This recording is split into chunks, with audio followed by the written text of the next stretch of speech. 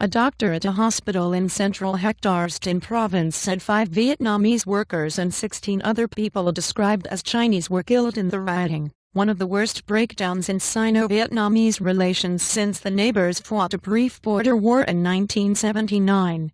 And there were about 100 people sent to the hospital last night. Many were Chinese.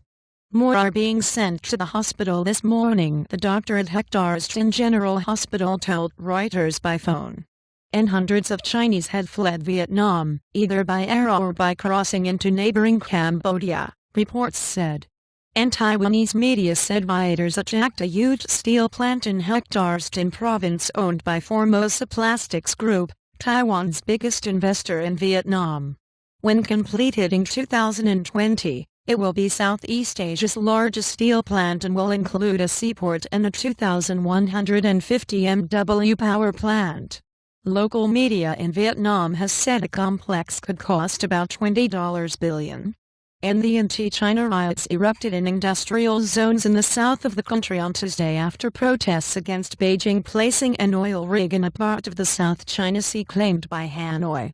And the brunt of the violence has been borne by Taiwanese firms, mistaken by the rioters to be owned by mainland Chinese. And officials from Formosa Plastics were not immediately available for comment.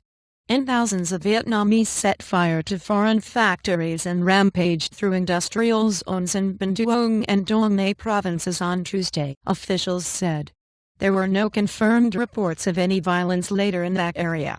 And police injured, and in Binh Duong alone, police said 460 companies in the province had reported some damage to their plants, local media reported.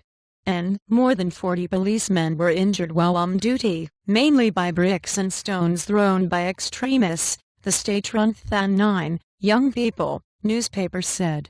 And about 600 people were arrested for looting and inciting the crowd, the newspaper quoted Vo Than Duc, the police chief of Binh Duong province, as saying. And the United States has called on both sides for restraint. And such disputes should be resolved through dialogue, not through intimidation, White House spokesman Jay Carney told a regular briefing.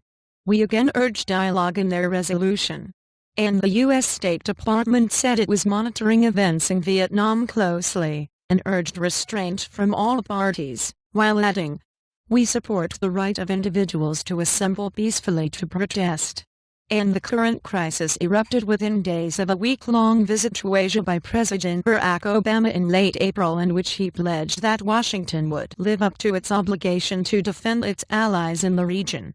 And, reporting by Nguyen Phu Ong Lin and Faith Hung in Taipei, writing by Roy Gopalakrishnan, editing by Ian Gahagan.